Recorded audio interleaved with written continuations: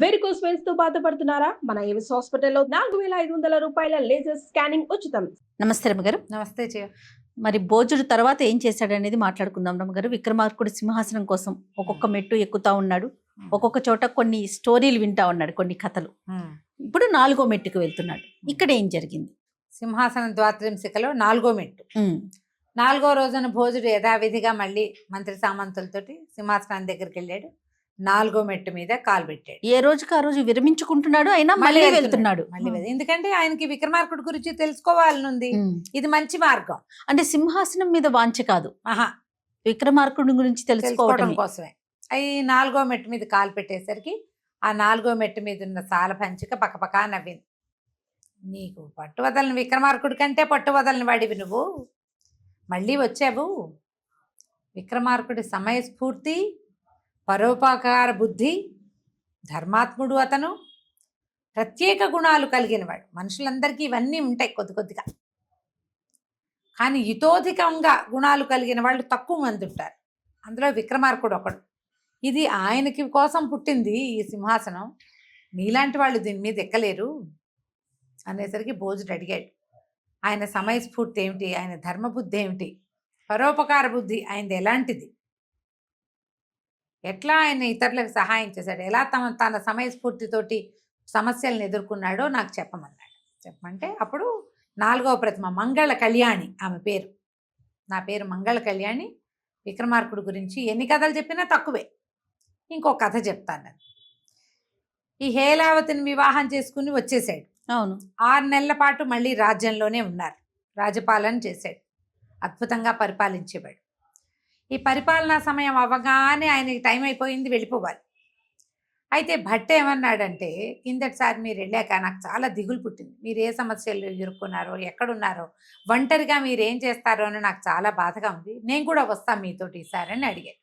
మరి రాజ్యాన్ని ఎవరి మీద అట్టిపెట్టి వెళ్దామని రాజుగారు విక్రమార్కుడు అడిగేసరికి భట్ట ఏమనంటే, భద్రకాళే చూసుకుంటుంది. కాళికాదేవి ఆమె వరప్రసాదం వల్లే మనకి రాజ్యం లభించింది. మంత్రులు ఎలాగో ఉన్నారు, సైన్యాధిపతి ఎట్లాగో ఉన్నాడు, కొంతమంది సలహాదారులు వాళ్ళు ఉన్నారు, వీళ్ళందరూ చూసుకుంటారు 6 నెలల్లో. ఎప్పుడైనా కావాలంటే భేతాళుడిని కూడా వచ్చి పర్యవేక్షణ చేయమందాము, నేను కూడా మీతో వస్తానన్నాడు. సరేనని ఇద్దరు చెరో గుర్రము వేసుకుని బయలుదేరి వెళ్ళాడు. ఎక్కడికో రాణిగారు ఇక్కడే. ఆవిడనేం వేసుకుని తిరుగుతారు, ఈయన కొత్త కొత్త రాణులు తెచ్చుకుంటాడు ఎప్పటికప్పుడు. ప్రతిసారి కాదు కానీ కొంతమందిని తెచ్చాడు.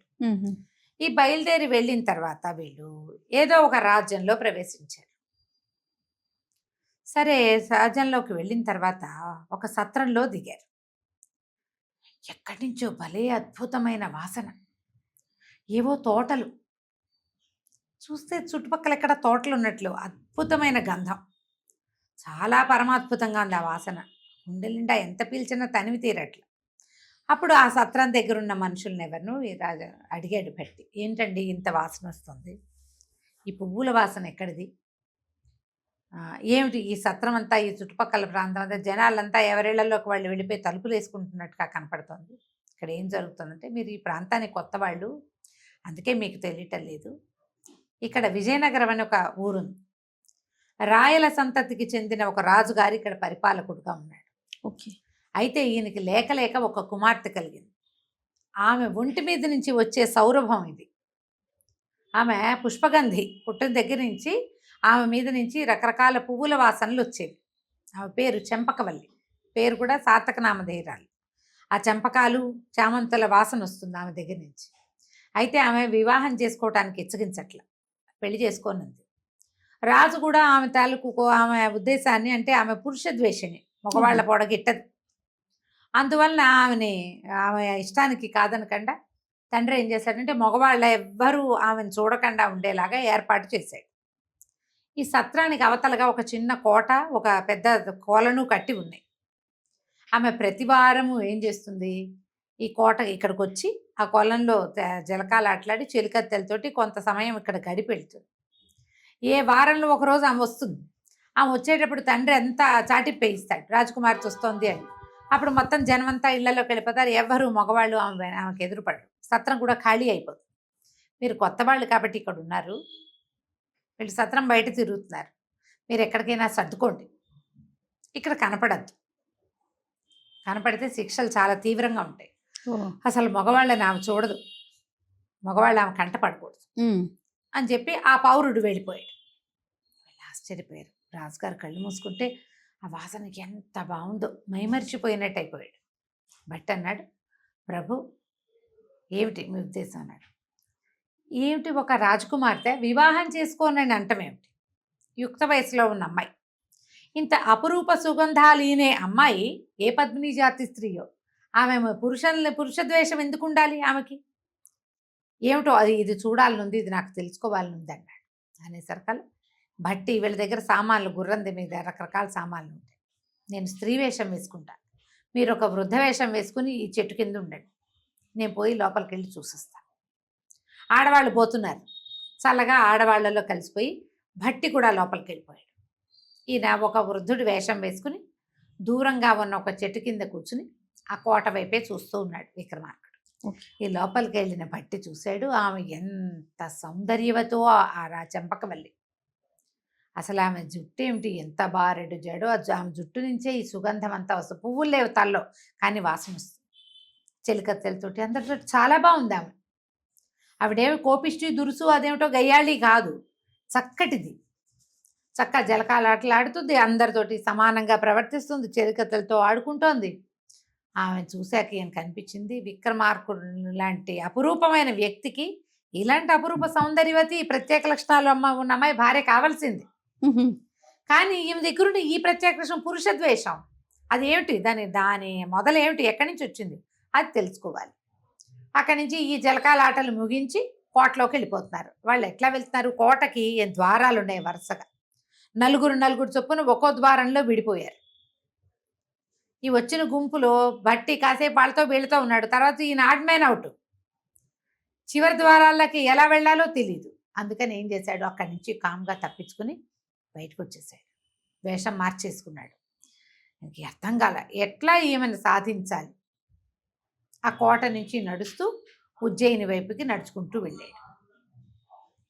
వెళ్ళి భద్రకాళి, ఎప్పటికప్పుడు వీళ్ళు భద్రకాళి వైపుకి వెళ్ళిపోయి దర్శనం చేసుకొస్తారు. కాళీకి దండం పెట్టుకున్నాడు.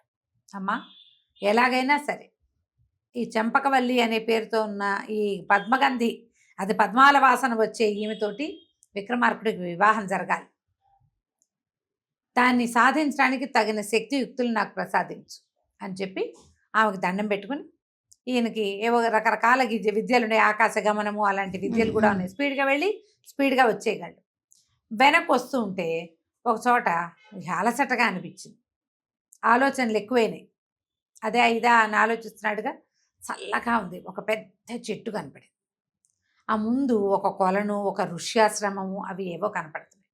మళ్ళీ అందులోకి వెళ్ళటం ఎందుకులే, చెరువు దాకా వెళ్ళి ఆ చెరువు కింద ఎందుకు, చెరువు దగ్గర ఇక్కడే పడుకుందామని చెట్టు కింద పైపెంచపరుచుకుని నిద్రపోయాడు. పడుకున్నాడు. పడుకునేసరికల్లా ఆ దారిన ఒక ఆయన, ఒక ఋషి వస్తున్నాడు. లోపలికి చూసి, అబ్బాబ్బా ఎంత బాగున్నాడు, ఇంత చక్కటివాడు, మరి ఇంత చక్కటి వాడిని గనక చూసిందంటే నా భార్య ఏమైనా వీడి మీద వ్యామోహపడుతుందో ఏమిటో అని చెప్పి ఆయన మొక్కల్లోంచి ఏదో ఒక వేరు తీసి ఆ వేరెత్తి భట్టి మీద పడేశాడు. వేరు పడేసరికి భట్టికి మెలకొచ్చింది, తెలిసింది. వేరు పడంగానే ఆయన చక్కగా అందమైన అమ్మాయిగా మారిపోయాడు. ఉలిక్కిపడ్డాడు, ఏమిటి ఇది నా మీద పడేసరికి మారాను నేను. ఆ వేరు చేత్తో పుచ్చుకున్నాడు, అక్కడే పడుకున్నాడు. మునిగారి లోపలికి వెళ్ళిపోయాడు. ఈ మునిగారి భార్య వచ్చింది కాసేపటి. అబ్బా ఎంత అందగత్త, ఎంత బాగుంది అమ్మాయి, దేవుడు చెట్టు కింద పడుకుంది, ఎవరైనా పురుషులు చూస్తే ఏమైనా వదిలిపెడతారా, అమ్మో ఏమైనా ప్రమాదం అవుతుందేమో అని ఆవిడ ఇంకో పక్క నుంచి ఏదో మొక్క పీకి దాన్ని వేరెత్తి ఈయన మీద పడేసింది. ఒక మూలిక పడేయంగానే ఈ స్త్రీగా మారి ఇక్కడ బట్టల్లో పడుకుని నిద్రపోతున్న బట్టి మగవాడిగా మారిపోయాడు. ఆయన రూపాల్లోకి ఆయన వచ్చేసాడు. మళ్ళీ ఉలికిపడి, ఇదేమిటి, ఇది ఇంకో వేరా. ఆ 2 వేర్లు జాగ్రత్త పెట్టుకున్నాడు. పెట్టుకుని ఆవిడ వెళ్ళిపోగానే బయలుదేరి విక్రమార్కుడి దగ్గరికి వెళ్ళాడు. వెళ్ళి విక్రమార్కుడు చెప్పాడు, ఇవాళ నేను ఒక కొత్త విషయం తెలుసుకున్నాను. మాయ లేదు, మంత్రం లేదు, మూలిక తగిలితే చాలా ఆడ మొగ్గ ఆడగా మారిపోతారు అని చెప్పి ఆ చేతిలో ఉన్న మూలికని విక్రమార్కుడి మీదకి విసిరాడు. విసరంగానే విక్రమార్కుడికి స్త్రీ రూపం వచ్చేసి ఆయన ఇదేమిటి అన్నాడు. ఇదే మరి నేను అక్కడ తెలుసుకున్నాను, ఇది చాలా వింత. వాళ్ళకి శక్తి ఉందో వాళ్ళ ఆశ్రమం చుట్టుపక్కల అలాంటివి ఉన్నాయో మనకు తెలియదు, కానీ మనం దీన్ని వాడుకుందాం. మనం ఒక పని చేద్దాం. ఈ వేరుని మీరు అట్టి పెట్టుకోండి, స్త్రీ రూపం కావాలని కోరుకోండి. మీ పేరు విక్రమాంబిక ఇవాళ నుంచి. నేనేం చేస్తానంటే మిమ్మల్ని తీసుకుపోయి ఈ చెంపకవల్లి ఉంది కదా, వాళ్ళ తండ్రి రాయలవారు ఆయనకు అప్పచెప్తా. ఏం జరుగుతుందో చూద్దాం తమాషా. మీరు ముందెళ్ళి ఆ అమ్మాయి దగ్గర ఉండాలి. మొదట ఆమెకి పురుష ద్వేషం ఎందుకుందో మనకు తెలియాలి అని చెప్తే సరేనని వీళ్ళకి ఎన్ని రకాల విద్యలో నేర్చుకున్నారు. పరకాయ ప్రవేశ విద్య ఒకటి వీళ్ళకి వచ్చిన విద్య, ఇద్దరికీ వచ్చు. సరే ఏం చేశారు, ముందు ఈయన ఏదో తమాషా పేరుంది, హేలరాజు అలాంటి ఒక పేరు పెట్టుకున్నాడు. పేరు పెట్టుకుని ఈవిడేమో ఈ విక్రమార్కుడినేమో స్త్రీగా మార్చి వెంబడి పెట్టుకుని రాయలవారి ఆస్థానానికి తీసుకుపోయాడు. అయ్యా నమస్కారం అండి, నేను విక్రమార్కుడి బావమరిదిని, రాజా విక్రమార్కుడి బావమరిదిని విక్రమాదిత్యుడికి. అయితే ఈవిడ విక్రమాదిత్యుడి చెల్లెలు విక్రమాంబిక. ఈవెన్ నాకు ఇచ్చి వివాహం చేశారు. నాకు ఒక చిన్న రాజ్యం ఇచ్చారు. అయితే ఏమైంది, మా రాజ్యంలో ప్రతిసారి మేమేం చేస్తామంటే సంవత్సరానికి ఇంతని రాజుగారికి కప్పం కడతాం. మా రాజ్యంలో కరువు వచ్చింది.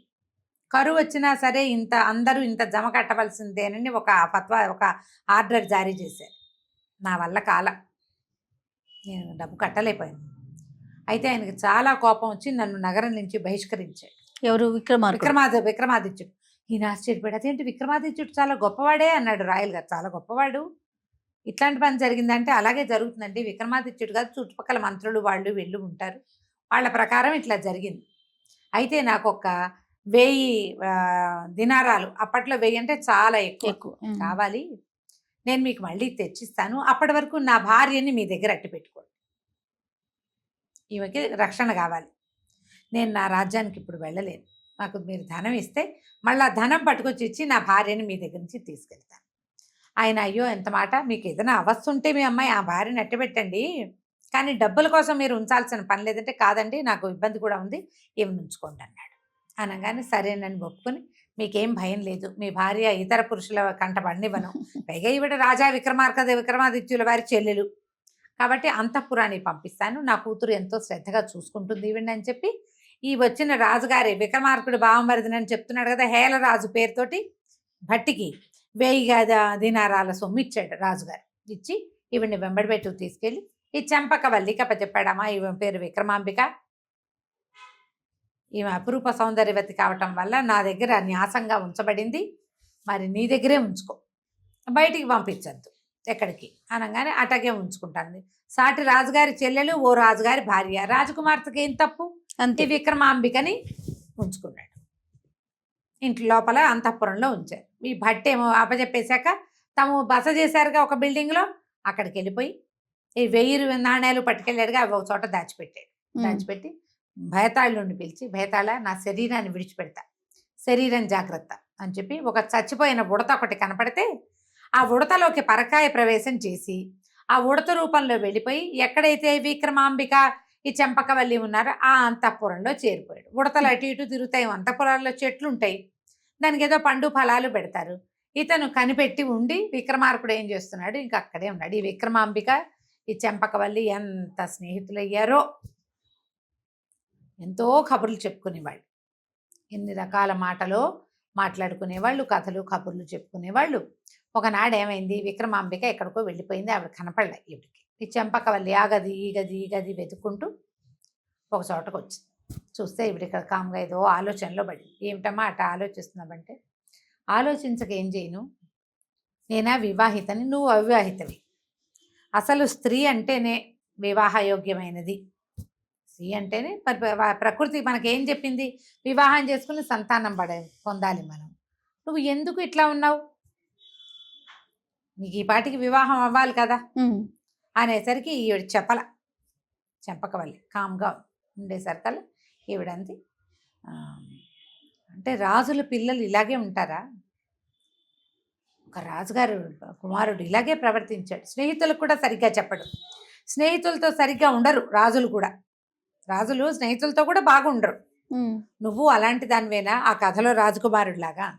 అనగానే ఈ చంపక వల్లంది, ఏం కథ, ఏమన్నా కథ తెలుసా నీకు, క్షత్రియుల కథ తెలుసా నీకంటే, ఓ నాకు తెలుసు, నీలాగానే స్నేహానికి ప్రాణం ఇవ్వని రాజకుమారుడు ఒకడు ఉండేవాడు, అందుకే చూడు ఇప్పుడు నేను నీతో ఉన్నానా, కానీ నువ్వు కానీ నన్ను నువ్వు నాతో నమ్మట్లేదు. చెప్పట్లేదుగా అన్నది. అనేసరికి తర్వాత చెప్తాను, ముందు ఆ కథ ఏమిటో చెప్తాను. ఆ కథ ఏమిటి, పూర్వము ఒక రాజకుమారుడు ఉండేవాడు, రాజుగారికి ఒక అబ్బాయి. అయితే రాజుగారి అబ్బాయిని గురుకులానికి పంపించాడు. ఆ గురుకులానికి ఒక ఆటవికల కుమారుడు ఒకడు వచ్చాడు అక్కడికి. రాజుగారి కుమారుడేమో చంద్రవర్మ, ఆటవికల మహాశీర్షుడు, వాడి పేరు మహాశీర్షుడు. మహాశీర్షుడు చంద్రవర్మ ఎంతో స్నేహంగా ఉండేవాళ్ళు. విద్యాభ్యాసం పూర్తయిపోయాక చంద్రవర్మ రాజు అయ్యాడు. ఈ మహాశీర్షుడికి ఏమని ఉండేది, నేను రాజుగారి అబ్బాయి ఫ్రెండ్ని, అంటే ఈ రాజుకి స్నేహితుడిని, నేనేం పని చేయక్కర్లా, నా స్నేహితుడు నన్ను చూసుకుంటాడు అనిపించేది. వాళ్ళ నాన్న వాళ్ళందరూ వాళ్ళు ఏమనేవాడు, నీ జాతి వేరు, మీ ఇద్దరు ఒక జాతి వాళ్ళు కాదు, ఈ మధ్య స్నేహం పొసగదు అని పరిపరి విధాలా చెప్పేవాడు. చెప్తే ఈ మహాశీర్షుడు నమ్మేవాడు కాదు. నా స్నేహితుడిని చూస్తానని ఓసారి వెళ్ళాడు నగరానికి. ఎన్ని రోజులున్నా చంద్రవర్మ దర్శనం అతనికి అవల. ఓ విసుగు పుట్టి వెళ్ళిపోయాడు. వెళ్ళిపోతే వాళ్ళ నాన్న అన్నాడు, నీకు ముందే చెప్పే కదా, రాజుల స్నేహాలని నమ్మకూడదు, హాయిగా నీ దారి నువ్వు వేటాడుకో, ఏమన్నా చెయ్యన్నాడు. సరే ఈ మహాశీర్షుడు రోజు వేటకి వెళ్ళేవాడు. ఒకనాడు అతను ఒక అడవిలో ఒక ప్రత్యేకమైన దృశ్యం చూశాడు. అదేమిటి, ఒక అడవి కొండ గుహ. ఆ గుహ లోపల ఏదో కొంతమంది మనుషుల పొలకువ ఉన్నది. వీడు ఆ గుహలోకి వెళ్ళి చూస్తే ఒక ముసలి ఆయన పడుకుని ఉన్నాడు. ఎక్కడ పడుకున్నాడు, ఒక పరమాద్భుత సౌందర్యవతి అయిన ఒక 16-18 ఏళ్ల పిల్ల ఆమె ఒళ్ళో పడుకుని ఉన్నాడు. కనిపించి ఇంత ముసలివాడు, తాపసల్లే ఉన్నాడు, ఈయనకి ఈ పిల్ల ఎందుకు, చక్కటిది, ఇట్లాంటి పిల్ల ఎక్కడ ఉండాలి, రాచగారి కులంలో ఉండాలి అని చెప్పి ఏమనిపించింది, అబ్బా మన స్నేహితుడైన చంద్రవర్మకి అనురూపమైన పిల్ల ఈ పిల్ల, ఎలాగైనా ఈ ముసలివాడిని చంపేసి ఈ పిల్లని చంద్రవర్మకి అప్పచెప్పాలి, దీనికి మార్గం ఏమిటో చూద్దామని పరిగెత్తుకుంటూ రాజ్యానికి వెళ్ళాడు. వెళ్ళి స్నేహితుడిని పిలవడానికి ఎట్లా వెళ్ళి ముందు వెళ్ళాడు. అప్పుడు రాజు వాడికి వాడిని లోపలికి రానివ్వల. ఈసారి బయట ఏం చెప్పాడంటే, అడవిలో ఒక ప్రత్యేకమైన దృశ్యమని చూశాను, ఒక సౌందర్యవతి అయిన అమ్మాయిని చూశాను, ఆ అమ్మాయి గురించి మాట్లాడడానికి వచ్చానని చెప్పండి అని బయట సైనికులకు చెప్పారు.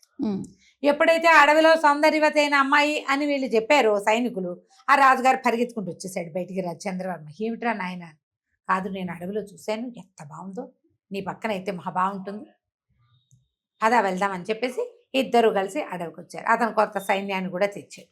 తెచ్చాక చంద్రవర్మకి ఏమన్నాడు, మహాశీర్షుడు నువ్వు బయట నుంచో, నేను లోపలికి వెళ్తా, ఆ అమ్మాయిని నేను తీసుకొస్తాను బయటకు అన్నాడు. అంతకుముందు వీడు వెళ్ళినప్పుడు ఆ అమ్మాయి చచ్చిపోతావు, వెళ్ళిపోని ఈ కుర్రాన్ని పంపేసింది అక్కడి నుంచి, సైగ చేసింది, ఇక్కడే ఉంటే వీడు నిన్ను చంపేస్తాడు, నువ్వు వెళ్ళిపో అని.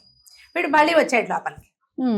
వచ్చేసరికల్లా ఆ అమ్మాయి, మళ్ళీ ఎందుకు వచ్చావు, ఇతను నిన్ను చంపుతాడు అని సైగ చేసేసరికల్లా ఈ మహాశీర్షుడు అన్నాడు, నువ్వు భయపడద్దు, బయట పెద్ద మీసాలు ఉన్నవాడు ఒకడు ఉన్నాడు, వాడు నిన్ను రక్షిస్తాడు. సైగలు చేశాడనమాట, నేను ఇక్కడికి వస్తా, నేను కూర్చుంటా, ఆయన తలని నా ఒళ్ళోకి తోసే, నేను పెట్టుకుంటా ఒళ్ళో, నువ్వు బయటికి వెళ్ళిపో, నిన్ను నా స్నేహితుడు రక్షిస్తాడు, లోపలికి వచ్చి ఈ ముసలాన్ని చంపేసి నన్ను రక్షిస్తాడని చెప్పాడు.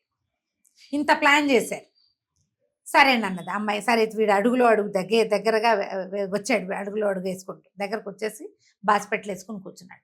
ఈ అమ్మాయి అదాట ఈ ముసలాయన తలని మహాశీర్షుడు ఒళ్ళోకి తోసేసి, మహాశీర్షుడు ఆ ముసలాయన తలని తన ఒళ్ళో పెట్టుకుని కూర్చుని ఉన్నాడు. ఈ అమ్మాయి మెల్లిగా అడుగులో అడుగు వేసుకుంటూ వస్తాను నేను అని చెప్పి బాయ్ చెప్పి బయటికి వెళ్ళిపోయింది. ఎప్పుడైతే ఈ మహాద్భుత సౌందర్యవతిగా ఉన్న ఈ అమ్మాయి బయటికి వెళ్ళిందో ఆ రాజకుమారుడు మైమర్చిపోయాడు, మహాశీర్షుడిని మర్చిపోయాడు. ఆ అమ్మాయిని బయటకు తీసుకెళ్ళి బయట ఒక పల్లకి అవి సిద్ధం చేశారు, పల్లకిలో కూర్చోపెట్టి పదండ్రా వెళ్ళిపోదామని మొత్తం గుంపంతా పోయారు, ఎవ్వరూ లేరు అక్కడ. ఈ మహాశీర్షుడు కూర్చుని వీటి ఏమనుకున్నాడు, రాజకుమారుడు ఈ అమ్మాయిని తన పక్కన చేర్చుకుని లోపలికి వచ్చి తన కత్తివేటుతో ఈ ముసలాయిని చంపేసి తనని రక్షిస్తాడు అనుకున్నాడు. ఆ వృద్ధ తాపసి తలని ఒళ్ళోనే పెట్టుకుని కూర్చుని ఉన్నాడు. చాలా సేపటికి ముసలాయన నిద్రలేచి చూశాడు. చూసి ఎవడరా నువ్వు, ఇక్కడ అమ్మాయి ఉండాలి, అమ్మాయి ఎందుకు వెళ్ళిపోయింది, నువ్వెట్టా వచ్చావు అని నిలదీశాడు. ఇప్పుడు ఇంకేం చేస్తాడు, నేను నా స్నేహితుడిని తీసుకొచ్చాను కానీ వాడు ఏమయ్యాడో తెలియలేదంటే, రాజుల స్నేహాలు అట్లాగేరా ఉంటాయి, వాడు తన పని అయ్యేదాకానే నీతో ఉంటాడు, పని అయిపోయాక ఇంకే వాడు మనసు ఇవ్వడు అని చెప్పి నువ్వు నాతో ఉండని మహాశీర్షుడిని తనతోటే ఉంచుకున్నాడు. ఈ కథ చెప్పింది విక్రమాంబిక చెంపకవల్లికి. అయితే చెంపకవల్లి అంటే నేను అలాంటి వాడిని, దాన్ని నేను నమ్ముతున్నావా, నేను కూడా అలాగే క్షత్రియులు ఇట్లా చేస్తారని కదా నీ ఉద్దేశం, రాజులతో స్నేహం ఇట్లా ఉంటుందనే అంటే, అవును అందుకనే కదా నువ్వు నీ రహస్యం నాకు చెప్పట్లేదు అని అన్నది విక్రమాంబిక. అప్పుడు ఈ చెంపకమాల తన సంగతి ఏం చెప్పిందో మనం వచ్చే భాగంలో తెలుసుకుందాం. ఎందుకు తనకి పురుష ద్వేషం ఉందో, మగవాళ్ల పోలకు గిట్టదు, ఎందుకు తన గిట్టదు, ఎందుకు తన వివాహం చేసుకోలేదు, ఆ విషయం చెప్పిందో లేదో, లేదా ఏం చెప్పిందో మనం తర్వాయి భాగంలో తెలుసుకుందాం. నమస్తే. నమస్తే.